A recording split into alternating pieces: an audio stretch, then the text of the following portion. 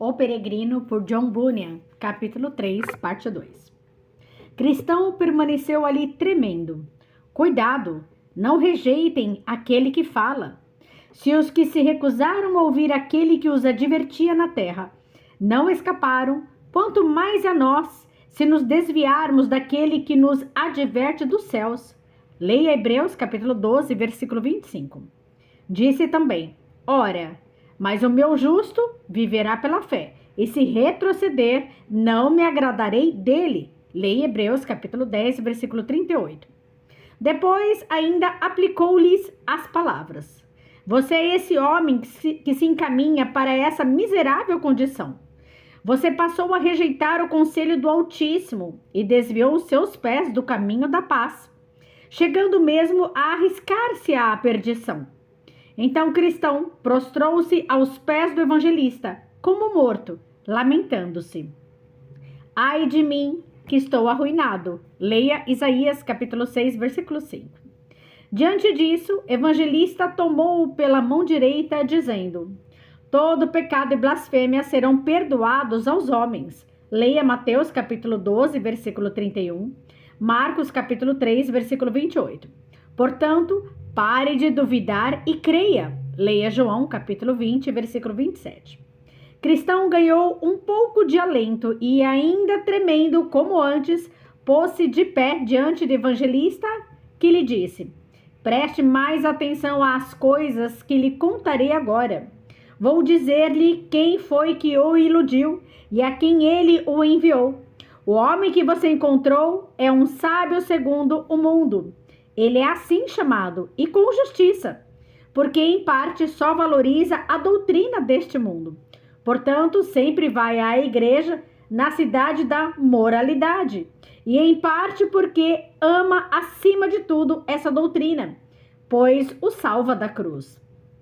Como a índole desse senhor sábio é carnal, ele procura evitar meus caminhos, embora corretos. Ora, há 3 coisas no conselho deste homem que você deve abominar completamente. Primeiro, o fato de ele ter te desviado você do caminho. Segundo, o fato de ele ter se esforçado por tornar a cruz odiosa para você. E finalmente, o fato dele ter mandado você trilhar o caminho que conduz à morte. Portanto, disse o evangelista, você precisa, em primeiro lugar, abominar a tentativa que ele fez de desviá-lo do caminho, assim como seu próprio consentimento, pois isso equivale a rejeitar os conselhos de Deus em favor do conselho de um sábio segundo o mundo. Diz o Senhor: esforcem-se para entrar pela porta estreita. Leia Lucas, capítulo 13, versículo 24. A porta para a qual o enviei, pois é estreita a porta que leva à vida. São poucos os que a encontram. Leia Mateus, capítulo 7, dos versículos 13 e 14. Dessa portinha estreita e desse caminho que ela o conduz, é que esse homem ímpio desviou você, para levá-lo quase à destruição. Odeie, portanto, essa tentativa de desviá-lo do caminho, e abomine a você mesmo por ter dado ouvidos a ele. Em segundo lugar, continuou, você precisa execrar o esforço desse senhor sábio, no sentido de fazê-lo odiar a cruz, pois você deve preferi-la aos tesouros do Egito. Leia Hebreus, capítulo 11, versículo 26. Além disso, o Rei da Glória já lhe disse que quem quiser salvar a sua vida a perderá. Leia Marcos, capítulo 8, versículo 35. E que aquele que o segue e ama o seu pai, sua mãe, sua mulher, os seus filhos, seus irmãos e irmãs, até a sua própria vida, mais do que a mim, não pode ser o meu discípulo. Leia Lucas, capítulo 14, versículo 26.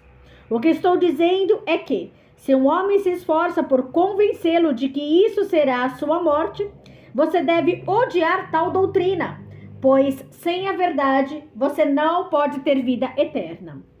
Em terceiro lugar, disse o evangelista, você precisa odiar o fato de esse homem tê-lo colocado no caminho que conduz à morte.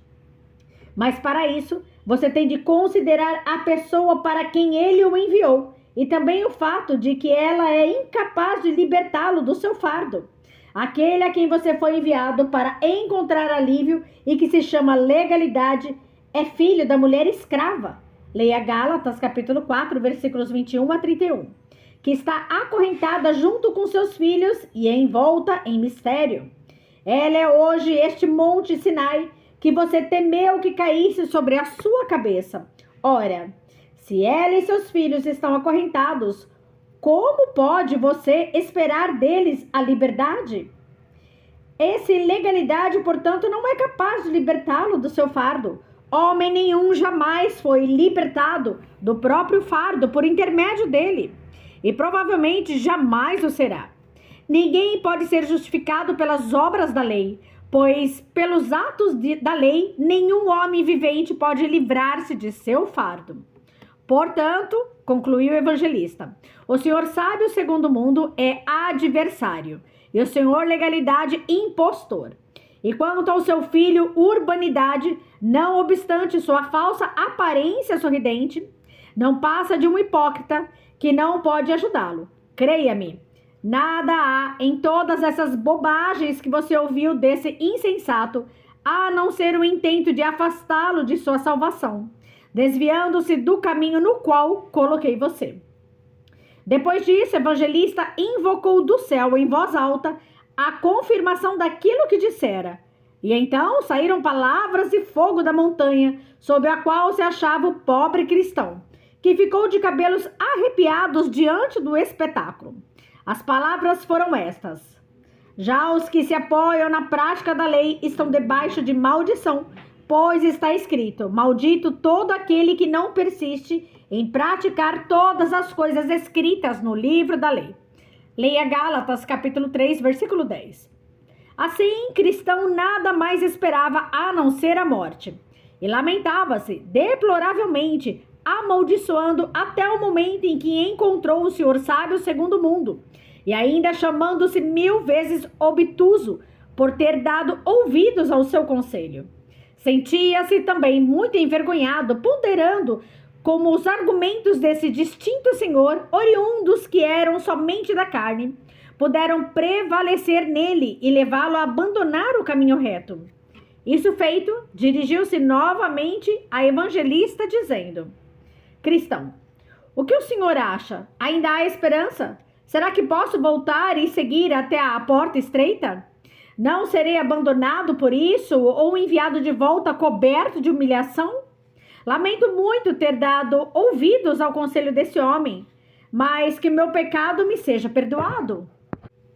Evangelista, o seu pecado é muito sério, pois você praticou 2 males. Abandonou o bom caminho e trilhou caminhos proibidos.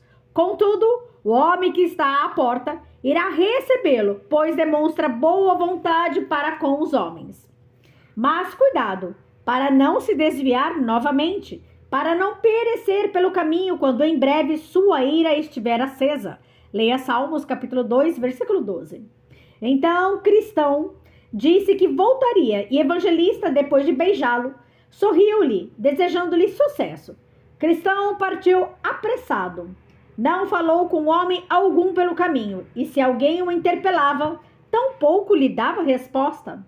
Seguia como alguém que trilhasse sempre solo proibido, e não se julgou seguro, enquanto não retomou o caminho que deixara para seguir o conselho do Senhor, sábio segundo o mundo.